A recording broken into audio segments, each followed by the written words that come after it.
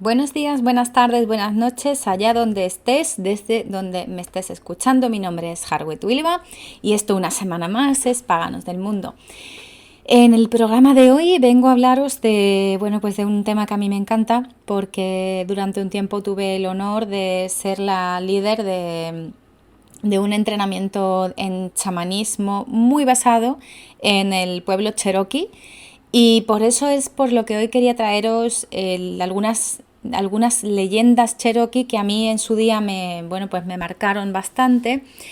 Pero no quiero hacerlo lo típico que he visto, porque claro, para los programas es verdad que me tengo que documentar un pelín. Entonces estaba viendo en internet y eso, cuáles eran, y en libros que tengo, cuáles eran las leyendas que quería traer hoy aquí para compartir con vosotros esta sabiduría del pueblo cherokee. Y me encuentro con visiones muy edulcoradas de estas leyendas, de estas tradiciones orales que había por parte que venían de los cherokees y que han llegado hasta hoy. Y me he propuesto no hacerlo tan edulcorado, me he propuesto hacerlo un poco más realista y no tenerlo tan romantizado, y ahora os contaré por qué. Y os contaré también un poquito más sobre el pueblo cherokee. De hecho, es lo primero que voy a hacer en el primer fragmento de este programa de hoy. Contaros quiénes son los cherokee, porque aquí se habla, por lo menos en Europa, probablemente en Estados Unidos y en Iberoamérica. Saludos a toda la gente que vive en América, por cierto. Probablemente conozcáis mucho mejor a los cherokees de lo que conocemos en España, pues porque en España a nosotros nos llegan como muy lejos, ¿no? Es como si yo hablo de la Virgen del Rocío, que lo he hecho en este programa. A lo mejor allí no se conoce tanto la Virgen del Rocío, ¿no? Pues aquí no conocemos tanto a los cherokees. Lamentablemente, pues es así, ¿no? De todas formas, siempre los conocemos porque sí, la cultura norteamericana también nos ha venido a nosotros muy, muy fuerte, ahora que son, digamos, la hegemonía, o tienen la hegemonía de la cultura, y bueno, pues Hollywood ha hecho mucho. Y por supuesto que nos han venido historias de los cherokees. ¿Qué pasa? Que a mucha gente, sobre todo ahora ya no tanto, y en los paganos no tanto, pero todo lo que era la generación anterior a la mía, la generación de mi padre, la gente que nació en los 50, los 60, todos estos que le llamamos ahora baby boomers, a toda esta gente le venían las películas de Charlton Heston y compañía.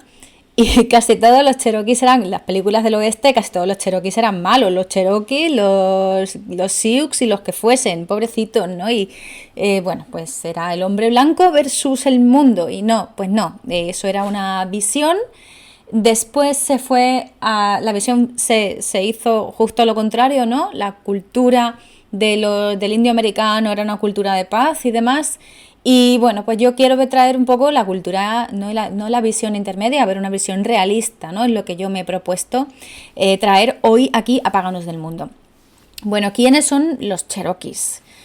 Cuando intentamos ponerlos en un mapa, aquí nos encontramos, con un tema complicado, y es que pues la colonización ha hecho algo terrible yo creo que con todos los pueblos, y es que se han movido a gente del territorio que ocupaban. Y, por ejemplo, han existido que si reservas, que si grupos, que si tal, pero pues lamentablemente a muchos tuvieron que huir de su casa.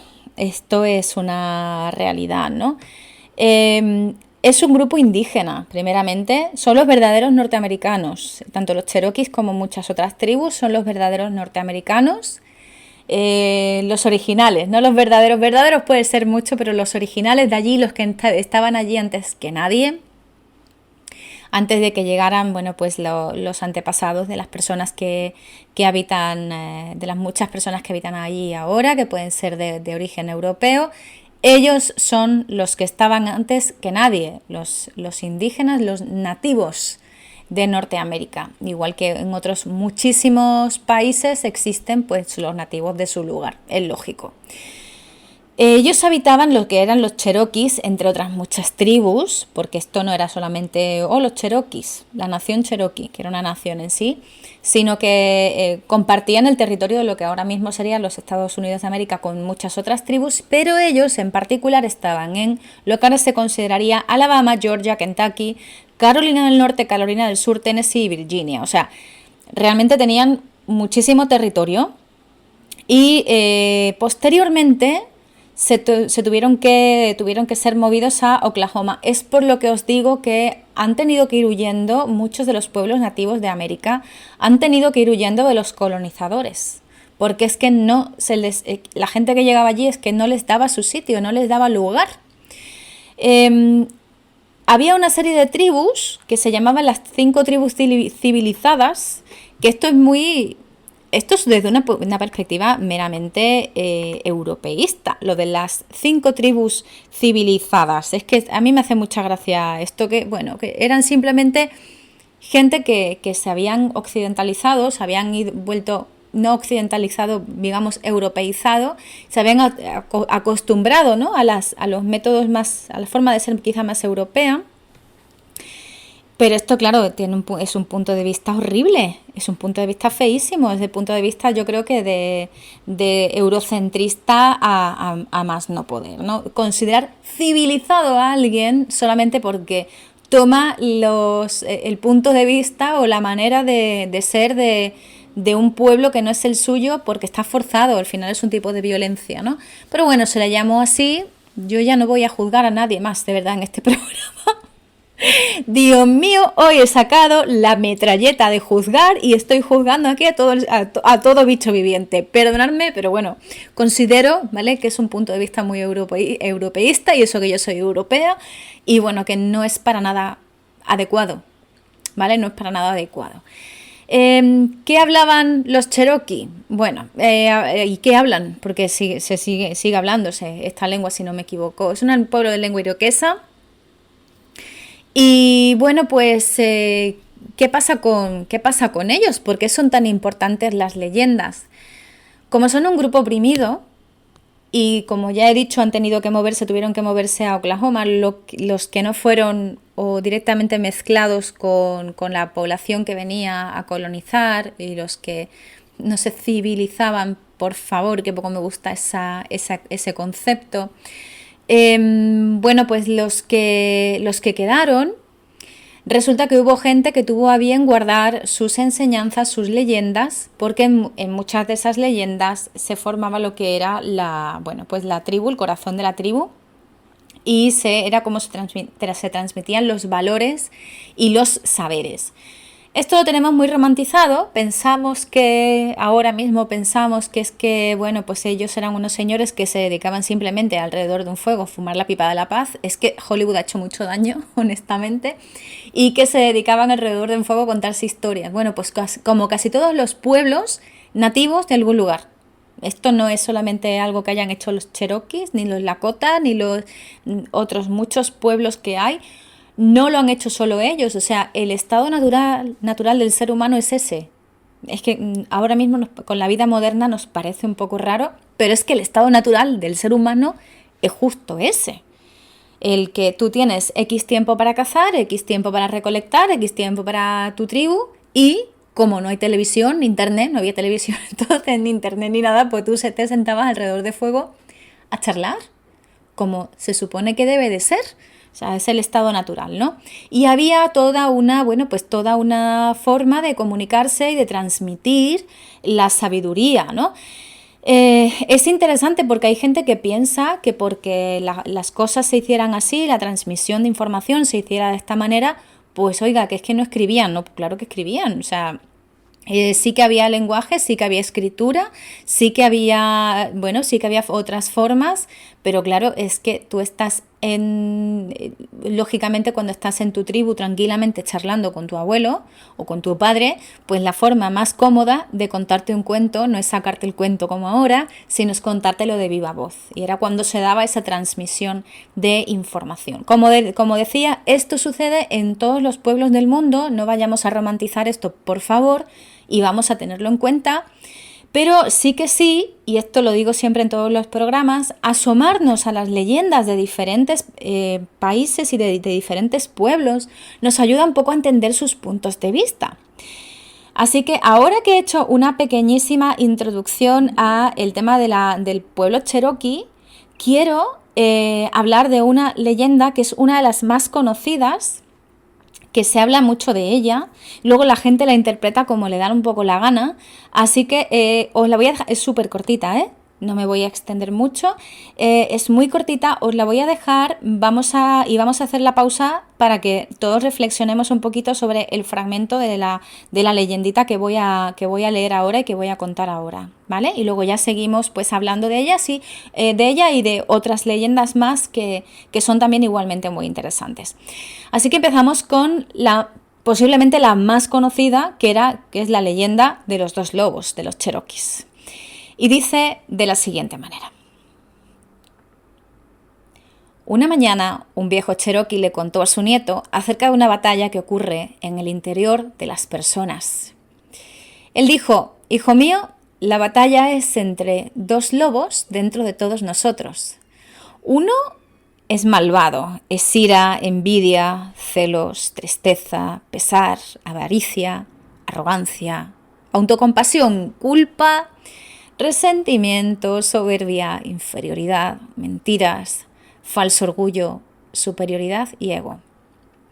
El otro es bueno, es alegría, paz, amor, esperanza, serenidad, humildad, bondad, benevolencia, amistad, empatía, generosidad, verdad, compasión y fe. El nieto lo meditó por un momento y luego le preguntó a su abuelo: ¿y qué lobo gana? Y el viejo cherokee respondió: aquel al que tú alimentes. Bueno, pues nos vamos a quedar aquí por ahora. Vamos a irnos a escuchar un pelín de música y luego vamos a reflexionar sobre esta y sobre otras leyendas cherokees que han llegado a nuestros días, y también vamos a hablar un poco de cómo llegan a nuestros días. Por favor, no te despistes. Bueno, ya estamos de vuelta de nuevo aquí en Paganos del Mundo. Lo que quería comentaros, y que espero que con toda esta música ya que nos hemos relajado un pelín y demás, que vengo aquí, hoy venía con la escopeta cargada y perdonadme todo por ello, pero me pongo un poco nerviosita con el tema de las colonizaciones, por aquello de que, bueno, yo soy europea y la verdad es que no es un tema que a mí me agrade pensar que, bueno, pues gente que ha sido en parte también mis ancestros han hecho las cosas que han hecho, ¿no? Y también que se ha hecho con mi grupo de referencia, con mi grupo nativo también se ha hecho lo mismo. Entonces no me agrada mucho esta situación, y la verdad es que por eso me pongo y pido disculpas si alguien se siente pues un poco herido de oye, pero a ver qué pasa, ¿no? Pues es por esto, es algo que tengo de una manera muy personal, ¿no? Pero bueno, iba a hablaros de la leyenda de los dos lobos que hemos estado viendo hace nada, justo antes de la música, y os estaba diciendo un tema sobre ella. Fijaros en una cosa que he dicho justo antes de irnos a este break musical, y es el hecho de que yo decía, tenemos muy romantizada esta cultura, las culturas nativas americanas, especialmente las culturas norteamericanas, y pensamos que, bien, la paz, el amor, no sé qué, y además cuando nos llegan las leyendas, nos llegan de una manera muy curiosa. Aquí que he leído la leyenda de los dos lobos, yo no pongo en duda que sea así, realmente no pongo en duda que nos llegara de esta manera, pero hay que tener en cuenta una cosa. La mayor parte de las leyendas cherokees y de otros grupos que nos llegan ya con el filtro del europeo, es decir, el filtro de la persona normalmente cristiana, ¿vale?, que había tomado esas leyendas de un hablante, de una persona que hablaba lengua iroquesa, que traducía a otro, que traducía tal, que traducía cual, y después de una presencia europea en el continente bastante amplia, ¿vale? Entonces, cuando esto se recopila, que suele ser a finales del siglo XIX, es cuando se empiezan a recopilar este tipo de leyendas, cuando se hace para que no se pierda, lo cual me parece magnífico. Cuando llega a nosotros, llega muy pasada por el filtro, y esto pasa en Europa también, lo hemos visto mucho. Creo que hablé un día del ejemplo del anillo de los Nibelungos. Cuando nos llega muy pasado por el filtro, un filtro cultural de cristianismo. Si os fijáis, aquí en la leyenda de los dos lobos, y he querido empezar porque es de las más conocidas y la que más filtrada está, porque es que además está traducida y requete traducida, o sea, va del original probablemente al inglés y de allí probablemente ha llegado al español. Entonces, cuando llega a nosotros, llega filtradísima. Y lo que pasa aquí es que tenemos una dualidad, una visión dual, y los valores que se ponen en los dos lobos están muy asociados a lo que, según el cristianismo, sería a lo asociado a Satán y lo asociado a lo divino. Entonces, con esto hay que tener mucho cuidado cuando nos encontramos ante este tipo de leyendas, porque podemos estar asumiendo que ellos tenían esos valores, ¿vale? Entonces yo aquí quiero hacer a todo el mundo que pare y que se dé cuenta de que inclusive cosas que podemos pensar que no vienen tan remotamente como a lo mejor podían ser eso, las leyendas de Sigfrido y el dragón, o las leyendas romanas, o las leyendas griegas, o múltiples cosas, textos que nos han llegado, que son más antiguos, pueden igualmente tener un filtro judeocristiano al que nosotros pues no nos damos cuenta. En la leyenda esta de los dos lobos hemos hablado, por ejemplo, del ego. El ego es un tema muy moderno. Realmente dudo, honestamente, pongo en duda, conociendo lo que conozco de la cultura cherokee, que se hablara de ego en esos términos, ¿vale? Entonces sí, es muy bonito el hecho de pensar que tenemos un lobo que es destructivo, y ahí es donde voy, ¿vale? Vamos a irnos a la idea general. No lo vamos a ver a través de los términos en particular, sino vámonos a la idea general, ¿vale? La idea general es que tenemos un lobo destructivo y un lobo constructivo. Y entonces le dice el nieto, bueno, ¿y a qué lobo alimento? ¿A qué lobo alimento? En realidad esto viene a hablarnos simplemente de que dentro de lo que es la vida existe una fuerza destructora, una fuerza constructora, y realmente las dos son necesarias. Cuando estamos viendo esto a través del filtro del judeocristianismo, lo estamos viendo juzgando. Si os fijáis, está aquí como el tipo de discurso es un discurso muy, muy asociado a un enjuiciamiento, a un juicio de valor hacia esas cosas que se dicen, ¿no? Las mentiras, la inferioridad, la soberbia. Está muy asociado al filtro de los pecados capitales. Si nos abstraemos de eso, lo que nos damos cuenta es que en realidad la leyenda probablemente hablara de una fuerza destructiva y una fuerza constructiva. Entonces aquí nos está planteando un modo de vida más bien basado en fuerzas opuestas dentro de un espectro que en realidad es de lo que nos habla, yo creo que casi todo el paganismo, ¿no? Cuando somos capaces de abstraernos a eso, nos damos cuenta de que probablemente, pues sí, estuviéramos ante un grupo pagano, un grupo de personas que valoraba la naturaleza, y que además deja al individuo en abierto qué es lo que quiere construir o qué es lo que quiere destruir, ¿no? O sea, valorando igualmente las dos cosas, y en el centro la persona como dueño de su propio libre albedrío. Como veis, cuando lo vemos desde el punto de vista pagano, no es tan enjuiciador, no es tan fuerte, y lo que abre es la puerta a que la persona sea la que decida qué lobo es al que alimenta en todo el tiempo, ¿no? En cada momento y lugar, porque no tienes que irte a por uno o al otro.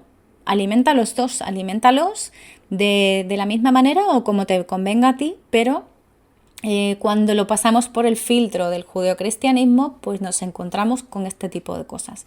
He querido empezar por esta leyenda porque está tan traducida y está por todas partes en internet, ¿vale? Que probablemente si alguien va a ver leyendas cherokees en internet, se va a encontrar con la leyenda de los dos lobos. Entonces, lo primero que quería decir en el programa es esto. Cuidado con lo que leemos, porque muchas están, por la forma en la que fueron recogidas, es que no tiene culpa nadie de esto, muchas están pasadas por el filtro judeocristiano. Bien, voy a hablar ahora de una leyenda que a mí personalmente cuando la leí me encantó. Esta la tuve que leer en su día, la tuve que trabajar en su día como parte de este entrenamiento en chamanismo muy basado en la cultura cherokee. Y es la leyenda del origen de las fresas. Es relativamente desconocida. Fresas, para la gente que vive en Argentina, son frutillas. Mis saludos a Argentina. Al final acabo la mitad del programa siempre saludando a alguien, pero bueno, es lo que tiene. Y bueno, me encanta esta leyenda porque habla de muchas cosas y habla sobre todo del concepto del amor. para mí, habla del concepto del amor y del matrimonio, la convivencia y de cómo se pueden solucionar muchos de los conflictos, ¿no? Y de cómo también habla mucho del concepto que ellos tenían de creación, de cómo se realizaba la creación y todo eso. No quiero spoilear nada más, así que la voy a leer. También es corta, no tan corta como la anterior, pero es corta. Yo creo que los cherokees eran gente práctica, porque hacían leyendas cortas y al grano. Así que vamos a ver esta leyenda de la creación de las fresas.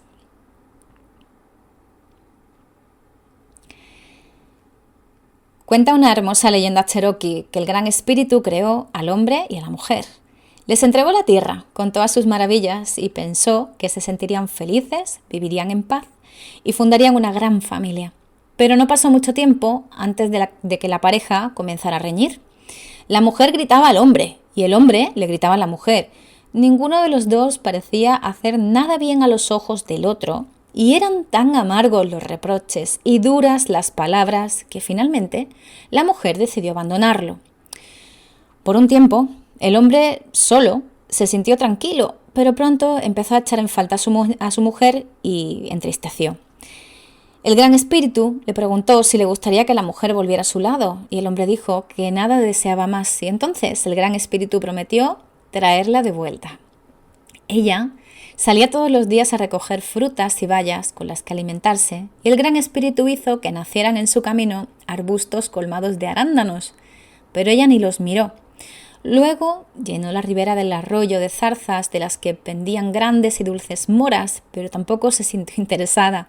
Más tarde fueron las frambuesas y muchas más frutas silvestres, pero no hacía ningún caso, hasta que el Gran Espíritu hizo aparecer las fresas.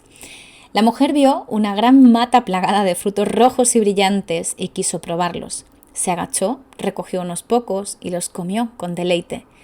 Eran tan dulces y frescos, tan suave su sabor que pensó, al hombre le gustaría mucho comer estas frutas.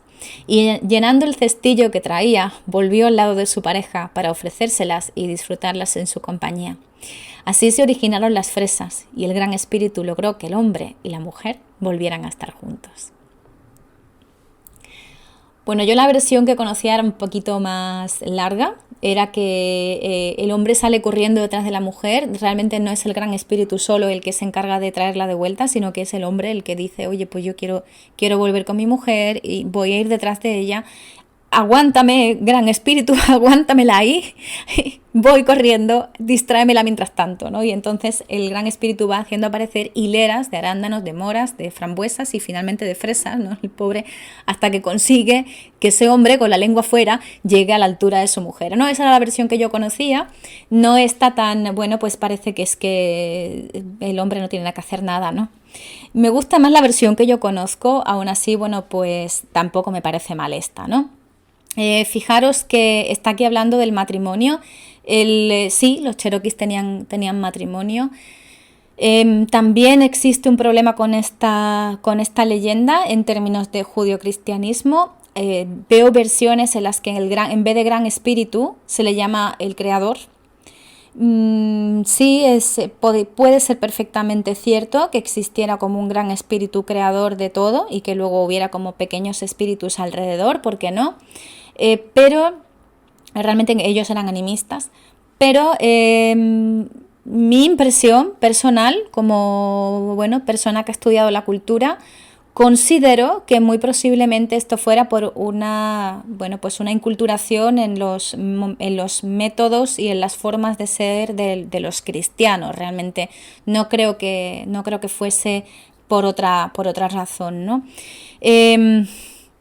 De todas formas, sí que me parece muy interesante el tema de la familia como centro, ¿no? Y el hombre y la mujer como para los que pueden formar una familia. Esto también me resulta muy judeocristiano, pero en las otras versiones que he leído de esta leyenda también lo había escuchado, con lo cual, bueno, no estoy muy enterada ahora mismo, la verdad, de cómo ellos tenían las organizaciones las organizaciones familiares. Sí sé que eran matrilineales, es decir, lo que era el linaje iba a través de la mujer, siempre iba a través de la mujer, es decir, es como si el apellido se transmitiera a través de la mujer.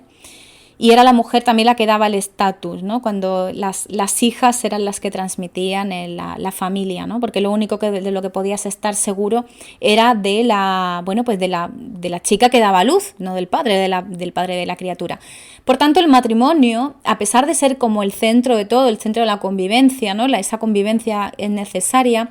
Fijaros que no es una unión para siempre, porque es una unión más bien, pues como pasa en muchas otras culturas, es una unión de economías en realidad. Esto lo he hablado mucho y lo he hablado en YouTube, lo he hablado aquí, creo recordar que lo hablé en el primer programa, si no me equivoco, en Enamorarse es Divino, y si no lo hablé en Enamorarse es Divino 2, que hice una segunda parte hace un tiempo, pero lo he hablado también en YouTube en tanto en cuanto que el matrimonio no es el amor, o sea, fijaos que aquí no están hablando nunca, never, de amor, el amor entre el hombre y la mujer, están hablando del matrimonio y están hablando de la convivencia, y todo lo que hay alrededor son las frutas, las cosas de la tierra, el estar juntos para formar una familia, para procrear, pero realmente no hay nada de amor entre ellos. Por eso empiezan a vivir juntos y empiezan a discutir, porque realmente no son personas que se amen. El concepto del amor romántico es un concepto bastante reciente, ¿no? Por eso decía que me gusta, porque habla de amor, pero no habla de amor a la vez, ¿no?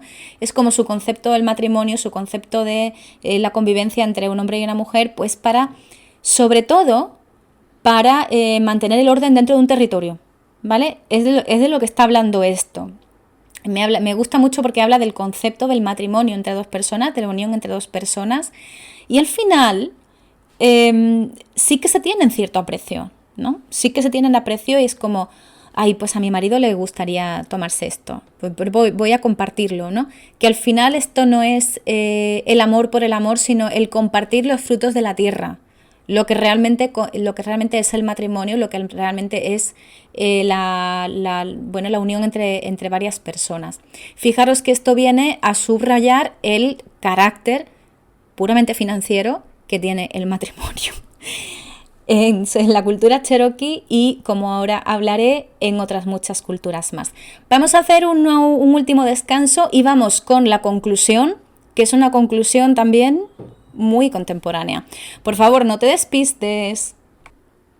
Para finalizar hoy en Paganos del Mundo, bueno, lo de siempre, lo que suelo hacer en casi todos los programas, que es el hablar de cómo podemos llevar estos valores a pensar sobre nuestra propia cultura y sobre nuestra propia herencia cultural, que está tan presente que incluso a través de su lupa estamos haciendo pues análisis de otras culturas. Y sí, digo lupa porque nos permite centrarnos en determinados detalles, como es, por ejemplo, el de la leyenda de los dos lobos, el detalle, si os fijáis, el detalle de los valores que ponemos en un lobo y en otro, y además en cómo en la segunda leyenda que hemos visto, que es la leyenda del origen de las fresas, cómo se constituye esa unión marital que podríamos pensar a priori que es a través del amor, pero no, cuando nos basamos en cuando vemos qué tipo de relación tienen, es un tipo de relación, esas dos personas tienen una relación más bien basadas en lo que viene siendo la defensa de un territorio o el tener un territorio y todos los bienes que hay en ese territorio. En este caso serían las diferentes bayas y frutas que hay en el mismo territorio, ¿no? Bien, ¿qué pasa con eso? Que muchas veces nos olvidamos de que nosotros mismos venimos de esa cultura judeocristiana y a la hora de interpretar textos lo estamos viendo eso a través de esa lupa, le estamos poniendo el pequeño aderezo de judeocristianismo. Esto ha hecho que también a las personas que en su día, en el siglo XVIII, el siglo XIX, empezaran a compilar esas leyendas cherokee para que no se perdieran, como he dicho antes, con toda su buena fe, pues resulta que cuando nos la traen a nosotros, la traen de una manera edulcorada. Después de eso, llega la era de Internet, todo lo New Age además se dispara, empezamos a romantizar, por obra y gracia del romanticismo, sobre todo a principios del siglo XIX y llega hasta ahora, llega hasta ahora, y más con la explosión de los hippies, de toda la época hippie y demás. Cuando empieza la New Age, lo que ocurre es que todo eso se vuelve a romantizar porque es una búsqueda de lo mal llamado primitivo. No me gusta, sabéis que no me gusta nada decir la palabra primitivo porque no me gusta. Bueno, pues es una búsqueda de ese estado natural del ser humano de nuevo, y volvemos a romantizarlo porque consideramos que es lo opuesto a lo que tendríamos hoy en día, porque lo que tenemos hoy en día, estamos creo que todos de acuerdo más o menos en que resulta bastante antinatural, pero es que resulta que es lo que tenemos, ¿no? E igual pasaba con ellos, o sea, ellos tenían lo que tenían. No podemos seguir romantizando ni poniendo la pátina de judio-cristianismo a todo aquello que rodea las culturas antiguas, ni romantizando aquellas cosas en las que a lo mejor no les iba tan bien, porque seguramente no les iría tan bien. Las culturas son lo que son, los grupos sociales son lo que son. Sabemos muy poquito de la gente que vivía realmente, de cómo vivía, porque todos los cronistas, y eso se ve claramente en Julio César, en su, bueno, pues cuando habla de la guerra de las Galias, si alguien ha leído la guerra de las Galias, que es un clásico. César no es que fuera un gran poeta, por cierto, pero bueno, para aprender latín está muy bien. Cuando habla de los galos, cuando habla de los celtas de la Galia, habla de una manera como si desde su punto de vista, desde su óptica, y casi todos los cronistas y casi toda la gente que ha tomado eso, lo ha tomado de esa manera, lo ha tomado desde su óptica. Por tanto, cuando estamos haciendo este tipo de análisis, tenemos a veces que dar 2 pasitos hacia atrás y intentar interpretar las leyendas de una manera parecida a la que lo haría una persona que no tuviera cultura. Esto es prácticamente imposible, por eso necesitamos muchas voces para hacer este tipo de ejercicios, y por eso necesitamos que no nos dejemos llevar demasiado por nuestra visión, que a veces puede estar, aunque no seamos cristianos, sí podemos estar muy influenciados por esa visión judeocristiana de lo que está bien y lo que está mal, y polarizamos y edulcoramos aquello que vemos. Por ejemplo, en el caso de los 2 lobos, existe claramente, muchas veces cuando hablo con personas de esta leyenda me pasa, una tendencia a ensalzar lo del lobo, el lobo positivo, el lobo bueno, ese lobo positivo de las emociones positivas. Ahí tenemos una positivocracia, y el echar abajo por el ego es malo, el ego es esto, la soberbia es lo otro. Cuando olvidamos que muchas veces esas emociones mal llamadas negativas nos están ayudando a poner límites, nos están ayudando a romper con aquello que ya no nos sirve, y nos están ayudando a ser mucho más nosotros mismos y a encontrarnos a nosotros mismos. Y con respecto al tema del matrimonio y las relaciones humanas, cuando establecemos un análisis, hacemos un análisis de la leyenda de la creación de las fresas, del origen de las fresas, nos damos cuenta de que muchas veces podemos decir, oh, es amor porque se estaban juntos por amor. No, estaban juntos porque estaban en un territorio, ¿vale? Y también podemos sentirnos muy tentados de decir, ellos tenían un Dios creador o tenían un espíritu creador que era como el máximo exponente de lo que es lo divino, ¿no? Y no simplemente podían estar haciendo referencia a la Madre Tierra, o podían estar haciendo referencia a cualquier espíritu que hubiese en aquella zona, porque tendremos que tener en cuenta que en su naturaleza pues era un pueblo animista, y no es que tuvieran dioses, había espíritus más que dioses. Y esto no lo podemos perder de vista. Estas son las 2 grandes conclusiones que saco del programa de leyendas cherokees del día de hoy. Hay algunos libros de leyendas cherokees chulísimos, pero casi todos están en inglés, por eso no me he querido traer nada tampoco de recomendaciones aquí al programa de hoy. Pero si habláis el idioma, os invito a que leáis todo lo que podáis de leyendas cherokees y que hagáis ese ejercicio de intentar ver a la cultura como la cultura, sin necesidad de edulcorarla y sin necesidad de llevárosla a vuestro terreno conocido, sino intentando ver siempre desde el punto de vista de las personas que vivían en ese territorio. Y nada más, espero que os haya gustado mucho el programa de hoy. Yo lo he disfrutado mucho porque me encantan las leyendas cherokees. Hay más, hay muchísimas leyendas. Solamente he podido traer dos y bueno, me da mucho dolor, pero bueno, yo creo que esto es un ejemplo muy bello del equilibrio de ciertas culturas que había en América antes de la colonización y es una lástima que no conservemos más. Pero bueno, es lo que hay y sobre todo que no los conservemos sin la pátina de creencias judeocristianas que luego se le han ido poniendo, lamentablemente. Se despide de vosotros esta semana Harwetuileva. Recordad que me tenéis en redes sociales como Harwetuileva, la primera con H. Yo la pronuncio como una J, pero es la primera con H. Y por supuesto también en YouTube. Un saludo y un besazo.